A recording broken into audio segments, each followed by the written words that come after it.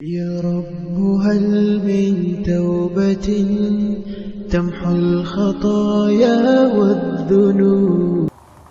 Roh akan lebih senang, bahagia, merasa hidup, mendapatkan sesuatu yang paling dibutuhkan dia sebagai roh di alam rohnya, di dimensi rohnya. Bahkan berarti juga roh itu membutuhkan makanan, membutuhkan minuman, membutuhkan nutrisi yang bermanfaat, dan tidak ada nutrisi, gizi, makanan, minuman untuk roh kecuali zikir itu sendiri. Alhamdulillah, kita termasuk orang-orang yang bisa berzikir karena kita menjadi orang yang sudah beriman kepada Allah sebagai Tuhan kita. Sekalipun di antara kita berbeda kelasnya, dalam artian berbeda level sejauh mana kesadarannya dalam berzikir kepada Allah, dalam mengenali Allah, dalam menuhankan Allah sebagai Tuhannya. Berbeda. Yang membedakan adalah sejauh mana ilmu yang dimilikinya. Ilmunya akan menghantarkan orang itu untuk mengenali Allah lebih dekat, lebih dalam. Itu ilmu. Karena itu mencari ilmu hukumnya wajib dan tidak boleh terputus. Ilmu yang pertama wajib untuk diketahui oleh semua manusia dan hukumnya akan berdosa kalau manusia tidak memiliki ilmu tentang itu, yaitu ilmu mengenali Allah Subhanahu wa taala, ma'rifatullah. Mengenali Allah sebagai zat yang abadi, yang awal dan yang akhir, yang zahir dan yang batin, yang berkuasa di alam semesta, yang menciptakan, yang mengatur, memberikan kehidupan, memberikan rizki, menjalankan kehidupan, semuanya adalah Allah. Maka Allah adalah sebagai satu yang diimani. Minimalnya kita mengenali pada subbagian 3. Ya, ada 3 subbagian di dalam mengenali Allah.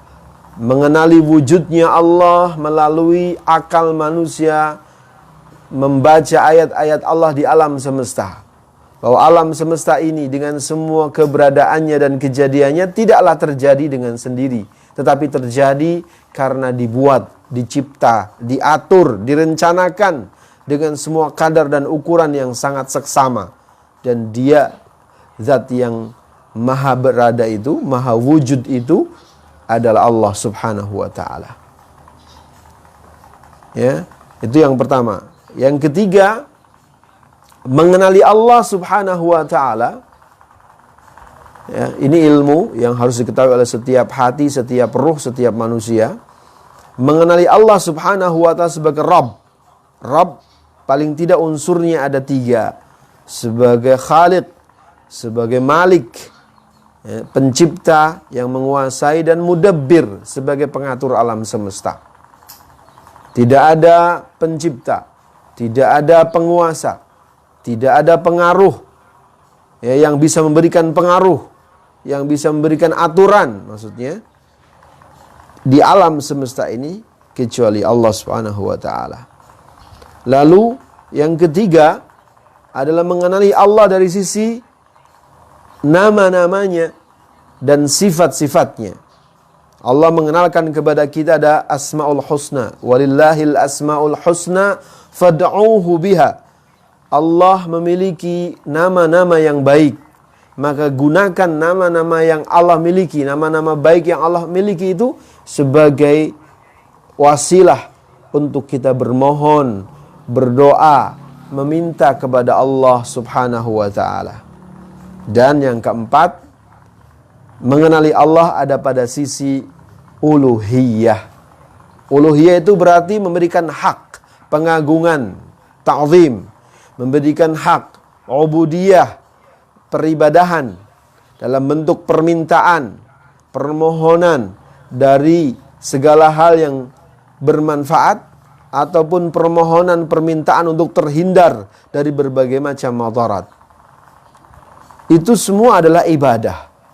Ya, baik yang dilakukan oleh badan secara zahir ataupun dilakukan oleh hati, roh, itu berarti secara batin. Semua hanya layak diberikan kepada Allah Subhanahu wa ta'ala. Dan 4 bagian cakupan yang minimalnya menjadi target pendalaman ilmu seorang mengenali Allah Subhanahu wa ta'ala tadi terkumpul pada kalimat tauhid la ilaha illallah.